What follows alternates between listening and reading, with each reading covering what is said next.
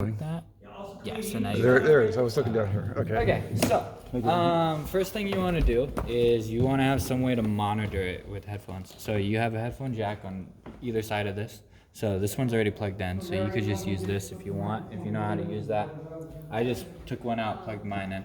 But basically what you want to do is first you want to set your levels. So you guys are on bus 2 right here. It says bus 2. So this is your monitor. So when you click the select on the top of bus 2, it's going to go green. Once you click that, you want to click send on fader. That's going to start blinking. That's going to change your mix here. You see that change. So when that's red, you're adjusting just the mix for this, not the stuff that people hear. You're adjusting just the speaker that you're hearing. So you can go You're talking through. about the monitor on the floor? Yes, the monitor on the floor. So once that's red and you're selecting your monitor, which again is bus 2, bus 1 is live stream, so you don't want to adjust that.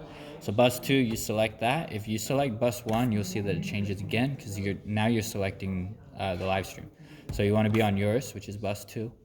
So now that this is your mix right here, you can adjust levels. So if you want Mary's vocal up, you just bring it up on there. If you want your vocal up, you bring it up right here, which I was told is normally over here in the choir somewhere. If you want guitar up, if you want piano up, whichever channel you want up, you know which channel that is. You make sure you're selected on bus 2 and that's blinking red, send to fader. Once you have those up, again, this is just this mix for bus 2. So if anything is muted, it's muted in bus 2 and not on your main mix. So if, say, I unmute that and I go back to my main mix, see how it's still muted? Mm-hmm. So they're totally separate. So you want to make sure nothing is muted on here. If it is, that's probably why you can't hear it through the monitor. If it's unmuted, you can adjust levels.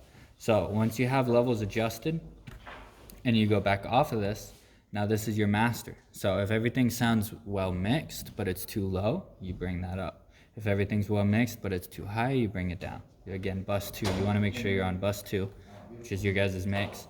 Last thing you want to do to clear it up is you want to select this, and then on the bottom right corner of all these effects, you have a little view thing. So if you click that, you got dynamics. So your dynamics is going to be your compressor, your noise gate, all that stuff.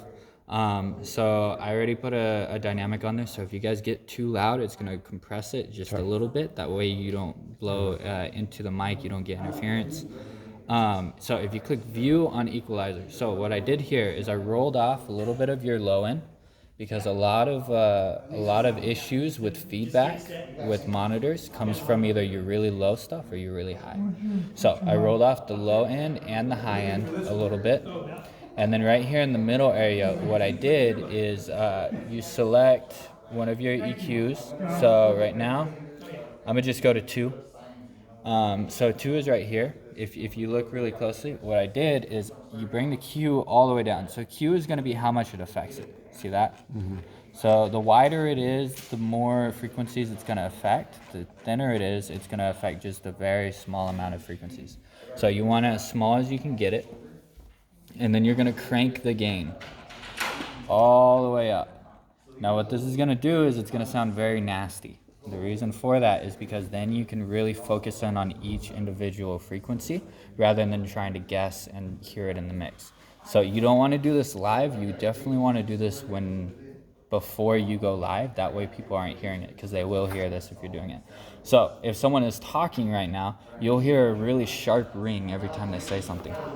Even if they're not talking very loud or anything, you'll hear that because anything that comes through their voice is going to be amplified in that area. So when you crank your gain all the way up and you have your Q all the way low, then you just sweep through the frequencies. So right now we're at 1K60. So I would go all the way to the end here, and I would just sweep through while someone is talking or playing an instrument. And you'll notice that certain areas sound really bad compared to others. So you want to find those really bad areas. Like I said, here it was around 2K60. So you find that and it sounds terrible. So what you want to do is you want to bring that out of the mix. So now you just reverse that gain.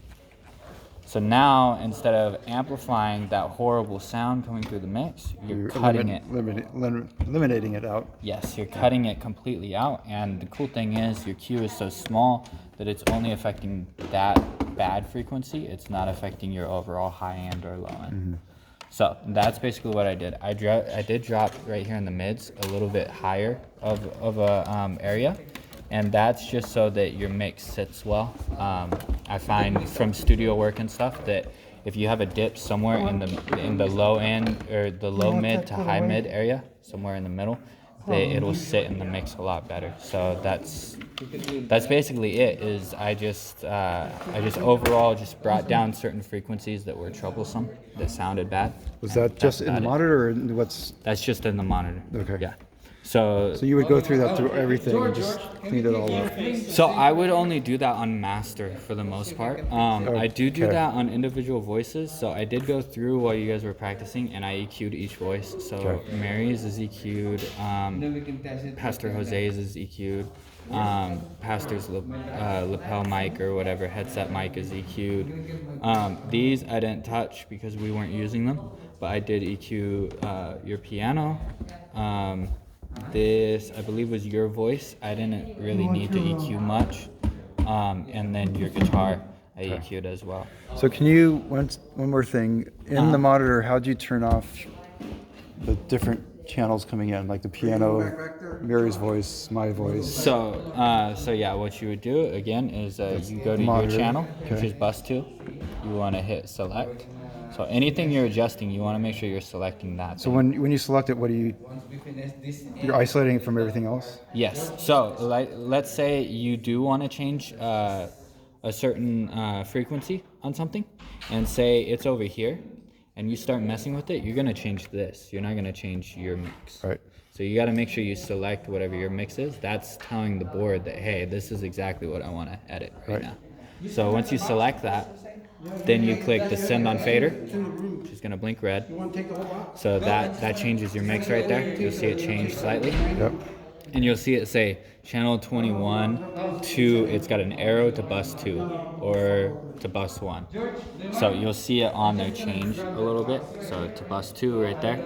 So once that is selected, this mix is exactly what's going to your speaker. So if you mute, Okay, so these three are on, and they represent piano, voice, or something yeah, else. Okay. yeah. So this is piano. This was your voice tonight. It's normally over here, I've been told, and then your guitar. So if you wanted to get rid of guitar completely, you just mute it. You just got to make sure both of these are on. Okay, so once you get all this set, then you leave Then it. you just turn this off, and then this is your regular mix. So you could have your guitar coming through your main two monitor, your main two speakers, Gotcha, okay. without it going through your monitor. Okay.